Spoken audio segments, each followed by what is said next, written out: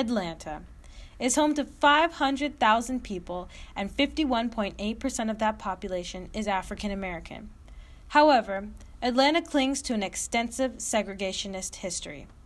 Street names such as Charles Allen and Parkway Drive, Argonne and Central Park Place, Briarcliff and Moreland Ave, Monroe and Boulevard are streets with a long racist history codified in Atlanta's city infrastructure. We wanted to know what the community knew about Atlanta's history.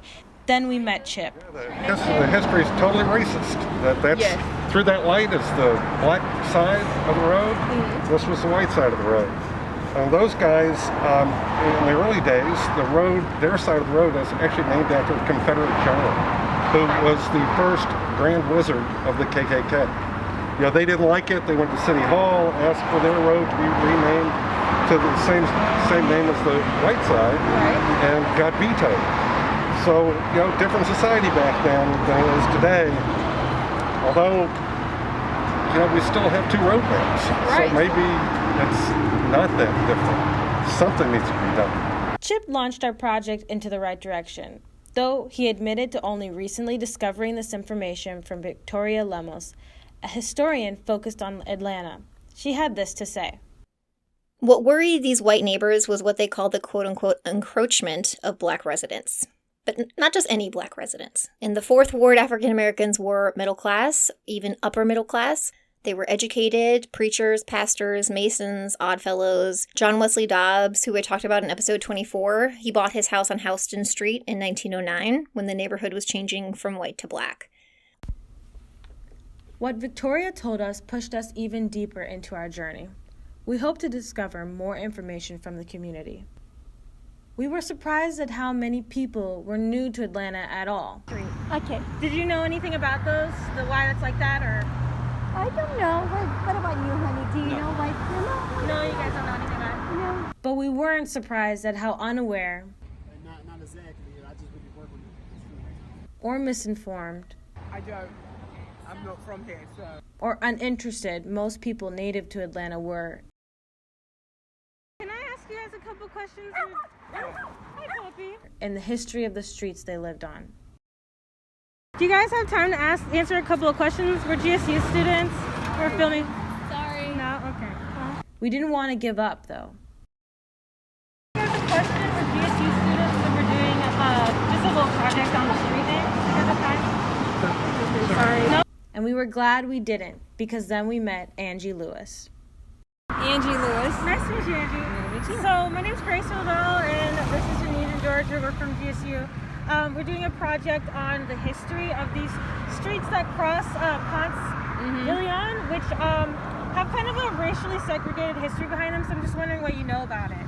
Well, I know that, like you said, Ponce is kind of the dividing line where if you were affluent and probably white, you lived on Monroe. If otherwise, you lived on Boulevard. Yeah, same with Parkway and Charles Allen. That was kind of the proverbial railroad tracks. Yeah. So you know a lot about it. Yeah. Well, I've lived here since 2013. Okay. So we've seen a lot. We've heard a lot. My husband's the pastor of Blueprint right there on the corner. Yeah.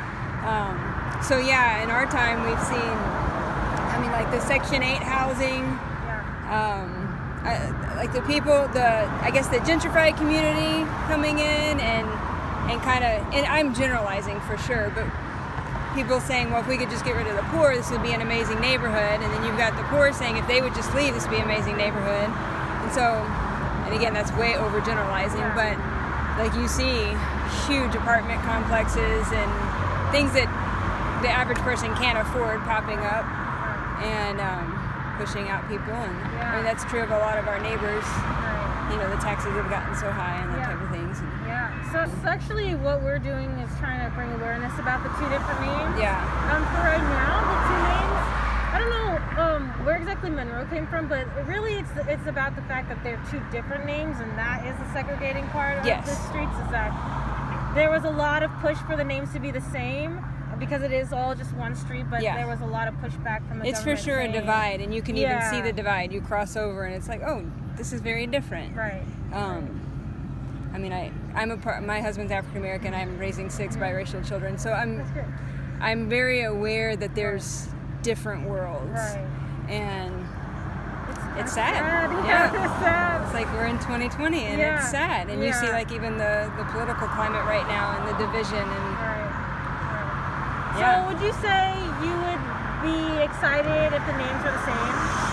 I think that could bring some continuity to the neighborhoods, and especially because, like, we're all Grady cluster. Like, if you think about it in terms of what school, like the neighbor, you know, what brings everybody together, you know, Virginia Highlands and Morningside, Old Fourth Ward. What brings us together is our kids all go to the same school, right? Or we end up in the same high school. I think that would be that's a, what do you call it? It would make a statement. Like, we're not, like, let's do away with divisions. I'm sure you guys are aware that Grady High School is looking to change their name and that type of thing. So yeah, we're actually trying to get in contact with the kids that are doing that. But I can give you the... Could you really? Yeah.